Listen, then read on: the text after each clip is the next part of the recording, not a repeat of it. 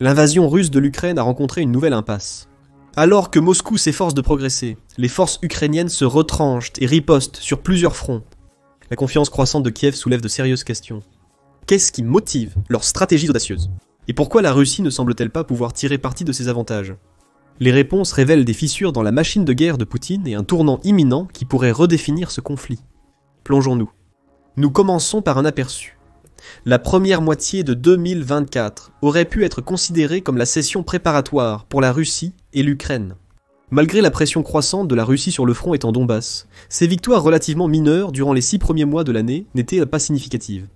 Pendant ce temps, la Russie a réussi à occuper environ 500 miles carrés de territoire ukrainien, une petite avancée dans une Ukraine où la Russie occupait déjà 18% du pays. Cependant, la Russie se préparait à une campagne d'été. Le but? Simple. Poutine prévoyait de mettre plus de pression sur la région de Kharkiv, qui est assez éloignée de la zone très disputée du Donbass. Une présence militaire russe élevée obligerait l'Ukraine à réaffecter des ressources du Donbass pour défendre Kharkiv. Néanmoins, la Russie a fait plusieurs erreurs au début de cette offensive d'été. La première erreur était que son armée ne semblait pas prête à lancer une offensive significative à Kharkiv. La stratégie reposait principalement sur l'artillerie à longue portée, où la Russie a eu un avantage définitif sur l'Ukraine pendant toute la guerre, et sur l'infanterie. Et ce n'étaient même pas des escadrons d'infanterie mécanisés avec des chars russes. Non. Le plan de la Russie pour envahir Kharkiv semblait impliquer de l'infanterie à moto plus des chars tortues de fortune. Malgré le mot tank dans son nom, les véhicules étaient en fait des blindés mis au rebut renforcés avec tout métal que les Russes ne pouvaient trouver. Ces terribles substituts de vrais chars pouvaient à peine attaquer, et étaient plutôt utilisés pour détourner et absorber le feu ukrainien. Le résultat de l'invasion a été désastreux. L'Ukraine n'a pas dû redéployer beaucoup de forces du front de l'Est. L'offensive à Kharkiv a été repoussée plusieurs fois, avec des armes de moyenne portée, exerçant une pression relativement faible sur les défenses ukrainiennes par rapport à la normale. La Russie n'a pas réussi à faire de progrès sur aucun des fronts, et a subi environ 70 000 pertes au cours de seulement 2 mois, à un rythme d'environ 1200 pertes par jour. Cela représentait une augmentation significative par rapport à l'année précédente, où les pertes étaient d'environ 1000 par jour, selon le ministère de la Défense ukrainien. Puis, l'Ukraine a dévoilé ses plans pour l'été. Début août, un petit groupe de soldats ukrainiens a pénétré dans la région russe de Koursk. Pour la première fois, l'Ukraine était l'envahisseur, et la Russie se trouvait dans la position inhabituelle de défendre son propre territoire. Cela a changé de manière significative le cours de la guerre. L'invasion de Koursk, qui n'a duré que 3 semaines, a été un grand succès. En quelques semaines, l'Ukraine a occupé environ 500 miles carrés de territoire russe, soit la même surface que la Russie a occupée en 7 mois, révélant des faiblesses dans l'armée russe. Alors que l'armée ukrainienne progressait à Koursk, les soldats russes de la zone se sont rapidement retirés. S'ils ne pouvaient pas, ils se rendaient aux Ukrainiens. Selon les rapports des prisons ukrainiennes qui traitent les prisonniers de guerre, l'Ukraine a capturé près de 600 soldats à Koursk. Parmi ceux-ci, on estime que jusqu'à 80% étaient des conscrits relativement frais, et les conscrits avaient des récits à partager. D'après de récents entretiens avec des prisonniers de guerre, l'armée russe était en mauvais état à ce moment-là. Selon certains prisonniers, ils n'ont reçu qu'1 à 2 semaines de formation de combat de base avant d'être envoyés au front. La formation de combat de base dure 10 semaines aux États-Unis et devrait durer entre 4 et 8 semaines en Russie, selon les rapports précédents. L'invasion de Koursk a également entraîné le déplacement forcé d'au moins 200 000 civils russes. Le gouvernement ukrainien a établi une administration militaire pour gérer le territoire occupé. Zelensky a affirmé avec audace qu'il tenterait de garder le maximum de Koursk sous leur contrôle pendant le reste du conflit. Pour repousser l'invasion de Koursk, la Russie a simplement construit des tranchées pour tenter de freiner la progression de l'ennemi. Finalement, aucune vraie réponse n'est venue de l'armée russe pendant plus d'1 mois après le début de l'invasion. La Russie ne lancerait une contre-attaque dans la région de Koursk que le 10 septembre, plus de 5 semaines après la première arrivée des Ukrainiens. Le 14 octobre, 1 mois plus tard, le ministère russe de la Défense a annoncé que ses forces avaient repris environ 50% du territoire occupé. Sans surprise, l'Ukraine s'y attendait. La contre-offensive russe a forcé les Ukrainiens à abandonner des lignes d'approvisionnement essentielles sur le front de l'Est, ralentissant l'invasion de l'Ukraine et lui donnant un peu plus de temps. Et le temps est ce dont l'Ukraine a le plus besoin. L'invasion de Koursk, considérée comme un grand succès par la majorité des stratèges, a permis à l'Ukraine de remporter une importante victoire morale contre la Russie. Peu après le début de l'incursion, les États-Unis et l'OTAN ont annoncé de nouvelles aides financières et militaires pour l'Ukraine. Parmi ceux-ci se trouvait un système de missiles anti-aériens Patriot supplémentaire, l'un des systèmes de défense les plus capables et précieux auxquels l'Ukraine a eu accès. Étant donné que les États-Unis n'avaient fait don que d'un seul Patriot auparavant, un système supplémentaire augmente significativement le potentiel défensif. Cela empêcherait la Russie d'utiliser sa plus grande flotte aérienne pour dominer le ciel ukrainien. Ajoutez à cela le fait que les F-16 donnés de quelques pays européens ont finalement commencé à voler début août, et l'invasion de Koursk a permis à l'Ukraine de sécuriser une position beaucoup plus favorable à l'avenir. L'invasion a également présenté une autre opportunité de piéger la Russie, cette fois diplomatiquement. L'invasion de la Russie par une puissance étrangère était l'une des lignes rouges de Poutine. L'Ukraine a franchi cette ligne rouge seule. Les premières réponses du Kremlin à l'invasion de Koursk ont été au mieux modérées, ce qui a donné à l'OTAN de nouvelles opportunités pour réévaluer combien d'aide elle peut fournir à l'Ukraine sans risquer une guerre nucléaire. L'utilisation de missiles à longue portée sur le territoire russe est passée de la discussion à l'action. Le 18 novembre, le bruit a commencé à circuler que le président Joe Biden avait donné à l'Ukraine la permission d'utiliser ses Atacms à longue portée pour défendre ce qu'elle avait pris à Koursk. Peu de temps après, une autorisation similaire est venue du Royaume-Uni pour les missiles Storm Shadow que l'Ukraine avait accumulés, et l'Ukraine n'a pas perdu de temps pour en tirer profit. Le 19 novembre, un jour après l'autorisation d'utiliser les Atacms, l'Ukraine avait tiré 8 de ses missiles sur un dépôt de munitions dans la région de Bryansk. D'autres attaques ont suivi. Le lendemain, l'Ukraine a confirmé avoir utilisé des missiles Storm Shadow en Russie, des sources militaires de haut rang qualifiant la frappe de grand succès. Le message à Poutine était clair. L'Ukraine possède des missiles à longue portée, capables de parcourir environ 150 miles jusqu'à des cibles russes, et n'a pas peur de les utiliser. En vérité, l'Ukraine avait déjà laissé entendre que l'Occident assouplissait l'utilisation de ces armes en Russie. Le 10 septembre, le jour où la Russie a annoncé sa contre-offensive à Koursk, l'Ukraine a lancé l'une de ses plus grandes et ambitieuses frappes de drones à longue portée sur le territoire russe. L'attaque a impliqué 144 drones répartis en Russie, dont 20 se dirigeant vers Moscou, la capitale. Malgré l'abattage de la plupart des drones par les défenses anti-aériennes russes, certains ont touché des immeubles résidentiels, tuant une personne et déviant des vols. Cependant, il faut considérer la situation globale pour saisir la valeur réelle de l'attaque. L'attaque de drones sur Moscou a été la première fois que la capitale russe et ses citoyens ont vu les effets de la guerre d'Ukraine. Grâce à la propagande omniprésente du Kremlin depuis le début de l'opération militaire spéciale, les moscovites étaient relativement isolés de l'effort de guerre, ou du moins de sa véritable ampleur.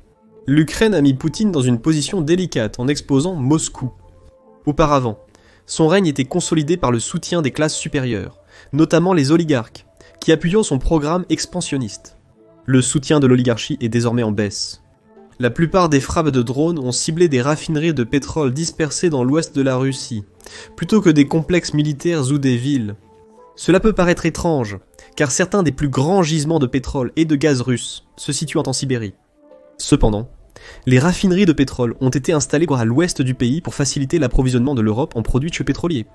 La Russie s'est concentrée sur le traitement et la livraison du pétrole à la demande plutôt que sur son stockage. La mise hors service des raffineries de pétrole a gravement impacté la capacité de la Russie à exporter et à tirer des revenus du commerce. La Russie aura des difficultés à vendre ses produits, tant sur le marché intérieur qu'à l'international. Les deux importent.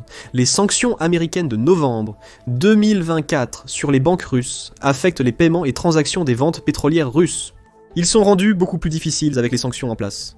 De plus, les luttes internes pourraient affecter la détermination des Russes à poursuivre la guerre si le rude hiver les prive des biens essentiels, minant ainsi le moral de toute la population. Des manifestations anti-guerre répétées à travers le pays peuvent être nécessaires. Les oligarques russes, ayant bâti leurs empires grâce à leurs liens avec l'Occident, notamment via le secteur énergétique en plein essor, sont susceptibles de commencer à s'opposer à Poutine. Les sanctions et les interdictions commerciales ont presque anéanti ces efforts. Les oligarques ont moins d'influence sur le commerce avec la Russie. La Chine, l'Inde et l'Iran sont devenus ses partenaires les plus proches, ayant tous bien plus de moyens et d'occasions de faire des demandes. Poutine a même commencé à tenter de démanteler les entreprises privées. S'il réussit, il perdra probablement un autre pilier de soutien de longue date. Cela pourrait suffire à retourner les oligarques contre lui. Bien que Poutine puisse tenter de soutenir l'économie russe avec l'aide de ses nouveaux partenaires commerciaux, cela ne veut pas dire qu'ils apprécient que la Russie poursuive la guerre. La Chine était l'exemple parfait. La Chine était rapidement devenue le plus grand partenaire commercial de la Russie, avec un commerce bilatéral entre les deux nations atteignant des records en 2023, avec 240 milliards de dollars d'échanges. Elle a supplanté l'Europe en tant que plus grand importateur de pétrole et de gaz russe. Mais le pays a tellement ancré sa géopolitique avec la Russie qu'il en ressent maintenant les conséquences.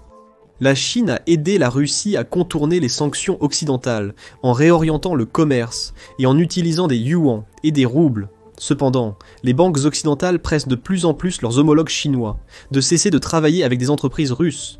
En conséquence, presque toutes les banques ont cessé de traiter les paiements en provenance de Russie. Cela peut causer des pertes financières aux fournisseurs chinois de la part de leurs clients russes. La rupture des liens entre la Russie et la Chine, qui exporte une grande variété de produits vers la Russie, de l'électronique aux services industriels, peut paralyser les industries manufacturières et de services russes. Si cela arrive, la Russie sera en grave difficulté. Les importations essentielles au soutien de l'industrie de l'armement russe pourraient s'arrêter si la Chine refuse l'argent russe. Le secteur de l'énergie, autrefois en plein essor, est maintenant une économie sévèrement entravée, dépendant d'une efficacité maximale pour alimenter tout le reste. La combinaison de ces facteurs pourrait entraîner l'effondrement du gouvernement russe de l'intérieur. La Chine le sait, c'est pourquoi elle a commencé à essayer de mettre fin à la guerre. La première proposition scandaleuse du président Xi Jinping comprend que la Russie se voit effectivement accorder le contrôle total du territoire qu'elle occupe actuellement en Ukraine. Zelensky refusera cette proposition. Cependant, son existence laisse penser que la Chine pourrait s'aligner sur les États-Unis pour promouvoir la paix. Cela conduit la Russie à un autre problème. Donald Trump a gagné l'élection présidentielle de novembre. Le président Trump avait précédemment déclaré vouloir mettre fin à la guerre en Ukraine dans les 24 heures suivant son entrée en fonction. Bien que cela ne se soit pas produit, nous savons qu'il a un plan de paix. Bien que les détails officiels ne soient pas encore connus, les rumeurs suggèrent que le plan créerait une zone tampon de 800 miles le long de la ligne de front séparant les soldats de Kiev et de Moscou. La ligne gelée signifie que l'Ukraine cède le territoire déjà perdu, occupé par des forces de l'OTAN européenne fournies par la Grande-Bretagne, la France, la Pologne et d'autres. L'Ukraine devra aussi renoncer à sa demande d'adhésion à l'OTAN pour 20 ans. Le plan de paix de Trump semble défavorable à l'Ukraine en apparence, mais il exercerait aussi une pression accrue sur l'économie russe, qui repose presque totalement sur sa production de guerre et son secteur énergétique en difficulté. Un cessez-le-feu n'arrêterait pas immédiatement cette machine de guerre. La production continuerait pour permettre à la Russie de reconstituer ses stocks perdus. Mais arrêter la guerre signifierait le retour de centaines de milliers de soldats dans un pays où peu de travail est disponible. Et l'économie de guerre commence à se terminer, alors que les taux d'intérêt sont de 21%, et que l'inflation est de 9,5%. Poutine et la Russie font face à une position économique précaire, que le plan de paix de Trump pourrait aggraver. Une défaite ukrainienne à court terme pourrait mener à un effondrement russe à long terme.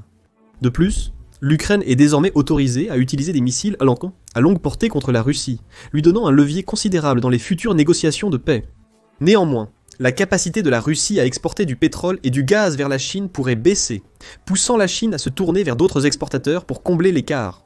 Si cela arrivait, la position de la Chine comme principal allié de la Russie au niveau international serait remise en cause. La Russie n'est qu'une poule aux œufs d'or pour la Chine, exportant des ressources naturelles cruciales et tenant les pays occidentaux à distance militairement. Si la capacité de la Russie à faire ces deux choses s'arrête pour une raison quelconque, il y a peu de motivation pour la Chine à maintenir sa relation avec eux. Pendant ce temps, l'autre grand pays commerçant avec la Russie devient de plus en plus pro-occidental. Nous parlons de l'Inde qui a rétabli en 2017 le dialogue de sécurité quadrilatéral, ou Quad, avec l'Australie, le Japon et les États-Unis. Le Quad vise à contenir l'influence grandissante de la Chine dans l'Indo-Pacifique, l'Inde y jouant un rôle crucial. L'Inde contrôlant la sortie ouest du détroit de Malacca et une grande partie de l'océan Indien. Elle peut rapidement bloquer la Chine si les relations sino-américaines se détériorent. De plus, l'Inde a accru ses échanges commerciaux avec l'Europe et le Moyen-Orient. Le corridor du Moyen-Orient proposé vise à connecter l'UE avec le Moyen-Orient et l'Inde en contournant entièrement la mer Rouge. Le corridor est vu comme un rival important des projets chinois, notamment l'ambitieuse initiative de la ceinture et de la route Belt and Road Initiative. L'objectif de la Belt and Road Initiative est de connecter la Chine avec plus de 150 autres pays et 30 organisations internationales. Le programme vise principalement à créer une route terrestre reliant la Chine au Pakistan, évitant l'Inde et ses revendications dans l'océan Indien. Ensuite, la route irait du Pakistan au Moyen-Orient via le Golfe Arabique. Cela permettrait à la Chine d'accéder au pétrole du Moyen-Orient, en contournant le contrôle des États-Unis et de l'Inde sur le détroit de Malacca. Avec la guerre en Ukraine qui dure depuis plus de 2 ans, et la pandémie de coronavirus disease qui a causé des difficultés économiques majeures auparavant, la Belt and Road Initiative est loin d'apporter des résultats notables pour la Chine. Pendant que la Russie est engagée dans une guerre avec l'Ukraine, les pays qui pourraient dépendre de la Chine comme principal partenaire commercial risquent de se tourner vers l'Occident. La Chine ne veut pas que la Russie perde la guerre contre l'Ukraine, car Poutine, qui a lié les deux pays durant la dernière décennie, pourrait perdre son poste de chef d'État. Cela implique que la Chine pourrait intensifier la pression sur la Russie pour cesser la guerre par tous les moyens, même si elle ne peut pas transférer de l'argent ou des biens en Russie à cause des sanctions. La Chine se trouve maintenant dans une impasse. Le soutien public à Poutine ne peut s'étendre que jusqu'à un certain point, lorsque la Chine dépend autant du commerce occidental. Malgré tout cela, que fait la Russie pour tenter de mettre un terme au conflit ? De façon surprenante, la Russie dépend de plus en plus du soutien de la Corée du Nord. La Corée du Nord s'est révélée être un important fournisseur de munitions pour la Russie. Selon la Corée du Sud, la Corée du Nord aurait envoyé 6700 conteneurs en Russie sur 6 mois fin 2023 et début 2024. Les conteneurs pourraient contenir jusqu'à 500 000 tours de munitions pour lance-roquettes multiples de 122 mm. Selon certaines estimations, jusqu'à la moitié des obus d'artillerie russes pourraient provenir de la Corée du Nord. La Russie s'est également rapprochée de la Corée du Nord au-delà de l'achat d'armes. L'été 2024 a vu les deux pays signer un pacte de défense coopératif, que la Russie utilise déjà à son avantage. Entre 11 000 et 12 000 soldats nord-coréens ont déjà été envoyés en Russie, la plupart participant à une contre-offensive soutenue contre l'Ukraine à Koursk. Bien que cela puisse renforcer les liens entre les deux pays et donner à la Corée du Nord plus d'expérience militaire réelle, une autre question devrait vous préoccuper. Pourquoi la Russie utilise-t-elle soudainement des troupes nord-coréennes ? De récents rapports du front pourraient apporter une réponse. Novembre 2024 a été le pire mois pour la Russie en termes de perte de personnel pur depuis le début de la guerre. Le pays a battu son propre record de perte de troupes quotidiennes 3 fois, culminant en franchissant la barrière des 2000 avec 2030 pertes de troupes le 28 novembre.